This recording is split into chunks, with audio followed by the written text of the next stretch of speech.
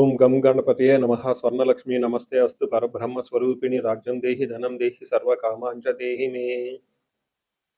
స్వర్ణలక్ష్మి అమ్మవారు ప్రతి ఒక్కళ్ళకి చక్కగా బ్రహ్మతత్వాన్ని, తద్వారా ప్రతి ఒక్కళ్ళు ప్రతి నిమిషం సంతోషంగా, హ్యాపీగా, ఉత్సాహంగా ఉండాలని చెప్పేసి అమ్మవారి యొక్క కృపా కటాక్షం ప్రతి ఒక్కళ్ళ మీద ఉండాలని చెప్పేసి మనం కోరుకుందాం. అమ్మవారిని ప్రార్థిద్దాం. అంతేకాకుండా ప్రతి ఒక్కళ్ళకి కూడాను రాజ్యం దేహి అమ్మవారు ఒక అథారిటీని, ఒక పవర్ని, ఒక స్టేటస్ని, ఒక దర్పాన్ని ప్రతి ఒక్కళ్ళకి ఇవ్వాలని చెప్పేసి కోరుకుంటూ, దీనితో పాటుగా ధన సమృద్ధి, ధనం అనేది ప్రతి ఒక్కళ్ళకి ఉండాలని, చక్కగా వాళ్ళ ఇంటి నిండా బ్యాంక్ అకౌంట్లు నిండా ఎక్కడ పెట్టినా ధనం ఉండాలని, ప్రతి ఒక్కళ్ళకి ధనం లేదు అన్న ఒక ఫీలింగ్ అనేది వాళ్ళకి రాకుండా సమృద్ధిగా ధనం ఉండాలని చెప్పేసి అమ్మవారిని ప్రార్థిస్తూ, దీనితో పాటు సర్వకామార్చ దేహిమి అంటే మన మనసులోకి వచ్చిన ప్రతి కోరిక కూడా అమ్మవారు తక్షణమే నెరవేర్చాలి. ఈ విధంగా అమ్మవారి యొక్క కృపా కటాక్షం మన మీద ఉండాలి. 12 రాసుల వారు కూడా చక్కగా అభివృద్ధి జరిగి ఎంతో ఉత్సాహంగా ఉన్నతంగా ఎదగాలని చెప్పేసి మనం కోరుకుందాం. ఇప్పుడు మనం జూన్ మంత్ యొక్క రాశి ఫలాలు చెప్పుకుందాం.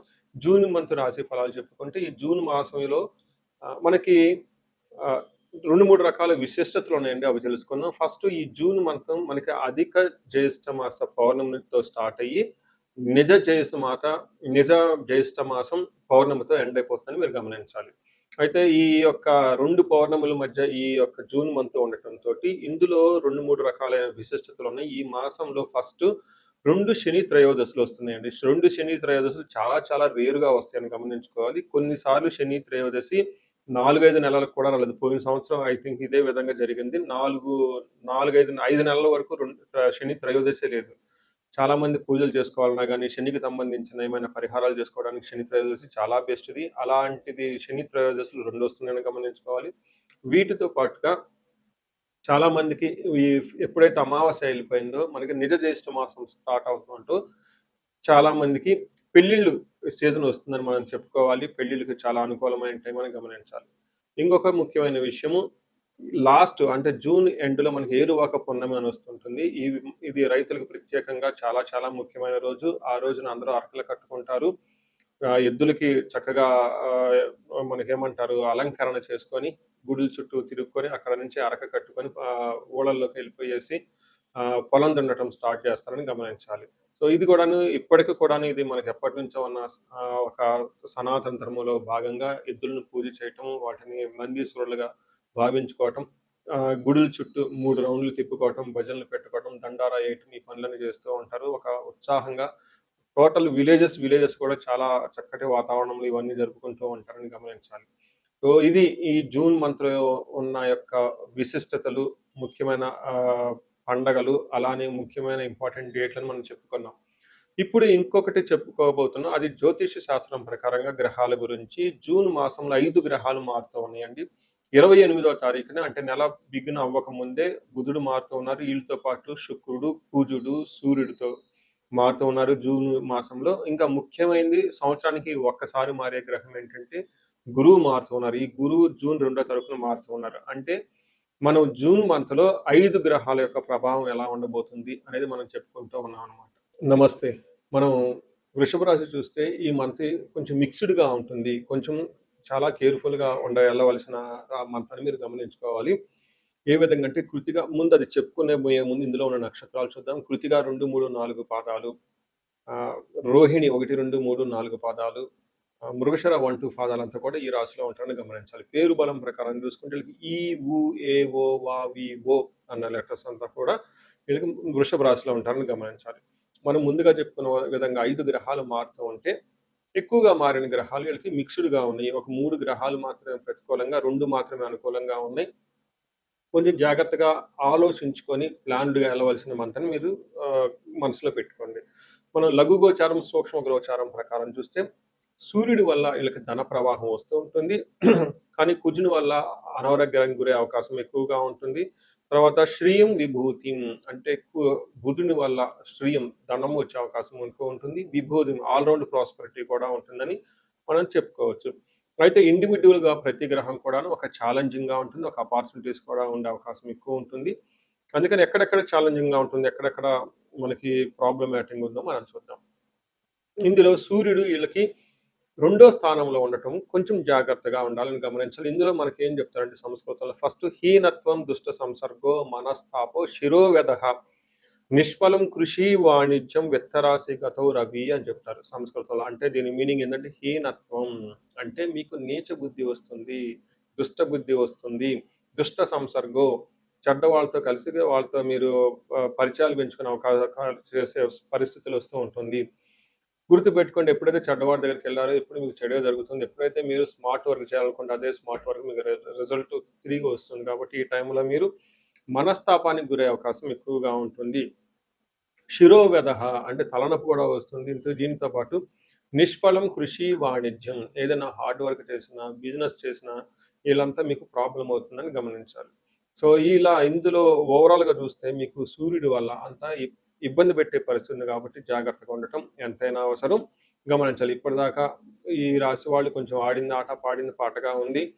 చాలా విషయాలు ఎలాంటి ప్రాబ్లమ్స్ వచ్చినా చక్కగా చేసుకుంటూ ముందుకెళ్ళిపోయారు. బట్ ఈ మంత్ కొంచెం జాగ్రత్తగా ఉండవలసిన మంత్.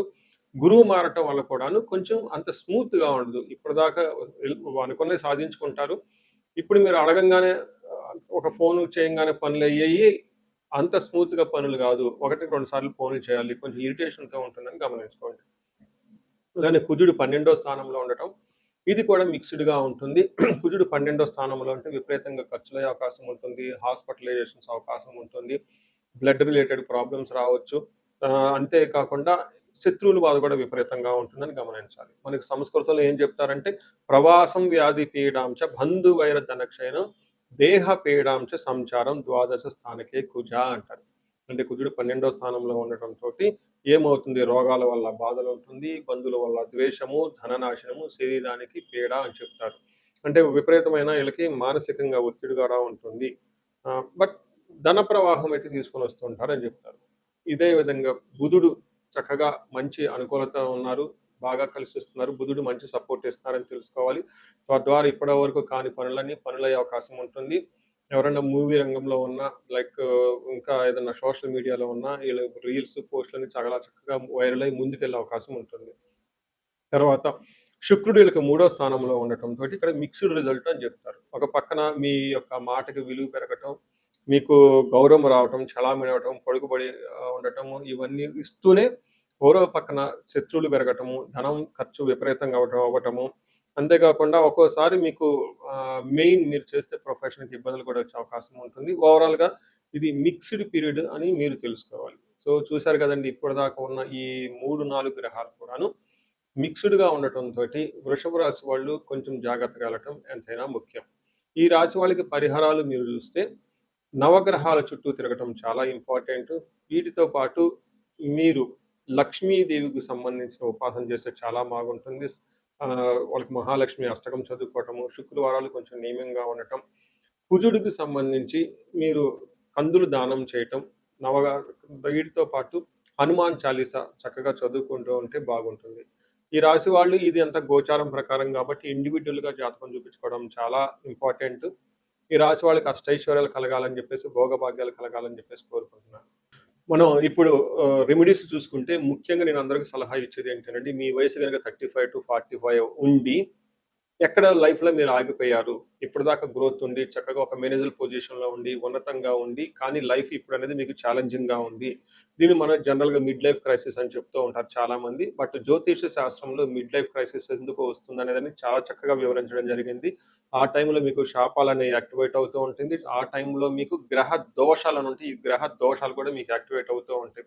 ఇది ఒక్కసారి మీరు ఇన్ కేస్ మీ ఏజ్ గనుక అలా ఉండి ఇప్పటిదాకా బాగుండి మధ్యలో మేము లైఫ్‌లో స్ట్రక్ అయిపోయాము. గ్రోత్ లేదు, డైరెక్షన్ లేదు, సరిగ్గా ఇంప్రూవ్‌మెంట్ లేదు, రిలేషన్‌షిప్స్‌లో ప్రాబ్లమ్స్ వస్తూ ఉన్నాయి.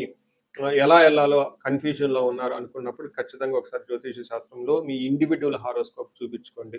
అందులో టోటల్ శాపాలు ఏమైనా ఉన్నాయా స్కాన్ చేసుకొని అవి ఇప్పుడు యాక్టివ్‌గా ఏమైనా ఉన్నాయో తెలుసుకోవడం చాలా చాలా ముఖ్యం. ఇప్పటిదాకా మనం చెప్పుకున్న ఈ గోచార ఫలితాలు మీకు ఒక 30, 40% మాత్రమే ఎఫెక్ట్ అవుతాయి. 100% మీ జాతకం కరెక్ట్‌గా ఎలా ఉందని తెలుసుకోవడానికి ఇండివిడ్యువల్‌గా జాతకం చూపించుకోవడానికి చాలా ఇంపార్టెంట్. అందులో ఉన్న దశలు ఎలా ఉన్నాయి, భుక్తులు ఎలా ఉన్నాయి చూసుకొని చక్కగా పరిష్కారాలు చేసుకొని, పరిహారాలు చేసుకుంటే లైఫ్ అనేది 10 రెట్లు ముందెళ్ళే అవకాశం ఎక్కువగా ఉంటుంది. చాలామందికి ధనానికి ఇబ్బంది పడిపోతూ ఉంటారు. అప్పటిదాకా ధనం ఫ్లో ఉంటుంది. సడెన్‌గా ధనం ఫ్లో ఆగిపోయి ఉంటుంది. వాళ్ళు స్వర్ణలక్ష్మి విశేష హోమం చేపించుకోవటం, కుబేర పాశుపతం చేపించుకోవటం చాలా ముఖ్యం. దీనితో పాటు చాలామంది భార్యాభర్తల మధ్య అన్యోన్యత అనేది లేకుండా చాలా ఇబ్బంది పడిపోతూ ఉంటారు. ఏదో ఉన్నామంటే ఉంటారు కాబట్టి, ఈ యొక్క భార్యాభర్తల మధ్య గొడవ వల్ల ఇంట్లో అనేక రకమైన ప్రాబ్లమ్స్, మిస్‌అండర్‌స్టాండింగ్స్ వస్తూ ఉంటాయి. బంధువులు, చుట్టాలతో కూడా ఒక్కోసారి మీకంతా విలువ ఇవ్వకుండా పోతూ ఉంటారు. ఇలాంటి వాళ్ళు అన్యోన్య దాంపత్య పాశుపతం చేపించుకోవటం, లేదా విశ్వావసు గంధర్వరాజ మహా హోమం చేపించుకోవటం, విశేష హోమం చేపించుకుంటే జాతకంలో ఉన్న దోషాలు పోయి చక్కగా ఉంటారు. ఇవి కాకుండా ప్రతి ఒక్కళ్ళకి ఈ మధ్య అమెరికాలో ఉంటూ ఉంటారు. లేదంటే ఎన్ఆర్ఐలు చాలా మంది ఉంటారు. చాలా డైలమా ఉంటుంది. ఏ కెరియర్‌లో ఎళ్తే బాగుంటుంది? ఇండియాలో ఉంటే బెటర్‌గా ఉంటుందా? లేదంటే ఇండియా నుంచి ఫారిన్ ఎళ్తే బావుంటుందా? ఫారిన్ సెటిల్‌మెంట్ యోగం ఉందా? అసలు ఫారిన్‌లో ఎంతకాలం ఉంటాం? ఇలాంటి విషయాలు చాలామంది ఈ వీసాల గురించి, గ్రీన్ కార్డుల గురించి, లేదంటే ఎంఎస్ చేయాలనుకున్న వాళ్ళకి చాలా కన్‌ఫ్యూజన్‌లో ఉంటారు. అలాంటి వాళ్ళు కూడా ఒకసారి జాతక చక్రం చూపించుకుంటే చాలా బాగుంటుంది. యూజువల్‌గా వీసాలు రావటానికి నేను మన్యు పాశుపత అభిషేకం విత్ రాహు గ్రహం శాంతులు ఎక్కువ చేస్తూ ఉంటాను. ఇలా రాహువుకి సంబంధించి మన్యు పాశుపతం చేస్తే, వీటితో పాటు లక్ష్మీ గణపతి జపము, ఈ స్వర్ణలక్ష్మి జపం చేసుకుంటూ ఉంటే, ఇక్కడ ఫారిన్‌లో ఈ వీసా ప్రాసెసింగు, లేదంటే ఈ డాక్యుమెంటేషన్ వర్క్ అనేది చాలా చక్కగా ఫాస్ట్‌గా ఎలాంటి ఆటంకాలు లేకుండా అయ్యే అవకాశం ఉంటుంది. ఇది కాకుండా ఇంకా మీరు ఏమైనా ఇండివిడ్యుయల్‌గా మీకు ఛాలెంజెస్ ఉన్నాయి. హెల్త్ బాగాలేదు, మహామృత్యుంజయ హోమము, ఇంకా ఏమైనా మీకు ఈ మీ యొక్క శత్రు బాధలు విపరీతంగా ఉన్నారు. చండీ హోమం చేపించుకోవటం. చండీ హోమంతో పాటు ఇంకా మీకు విపరీతంగమైన మిమ్మల్ని ఇబ్బంది పెట్టేసి, మిమ్మల్ని భయభ్రాంతులకు గురి చేసేవాళ్ళు ఎక్కువగా ఉన్నారు. బగలాముఖి జపము, హోమము ఇవి చేపించుకుంటూ ఉంటే, మీ చుట్టూ ఒక మంచి ప్రొటెక్టివ్ ఎన్విరాన్మెంట్ ఉంటుంది. సో, ఈ మధ్య కాలంలో ఎక్కువగా నేను చండీ హోమాలు కూడా చక్కగా చేస్తూ ఉన్నాను. సాఫ్ట్‌వేర్ వాళ్ళకి, రాహు దశ నడిచిన వాళ్ళకి, రాహు అంతర్దశలో ఉన్నవాళ్ళు. ఇంకా నేను చాలా మందికి కాలసర్ప దోషాలు కూడా దగ్గరుండి చక్కగా నా ఆధ్వర్యంలో పూజలు చేపిస్తూ ఉన్నాను. ఇలాంటి వాళ్ళు మీ ఇండివిడ్యువల్ జాతకంలో ఒకసారి చూపించుకొని, ఎక్కడైనా మీరు లైఫ్ స్ట్రక్ అయ్యాము అనుకుంటే, వాటికి చక్కగా ఎందుకు కారణం తెలుసుకొని, పరిష్కారాలు తెలుసుకోవటం వల్ల మీ లైఫ్ పదింతలే ముందుకెళ్ళే అవకాశం ఎక్కువగా ఉంటుంది. మీ అందరికి అష్టలక్ష్మి కృప కలగాలని, అలానే అష్టైశ్వర్యాలు, భోగభాగ్యాలు కలగాలని చెప్పేసి నేను కోరుకుంటున్నాను. నమస్తే.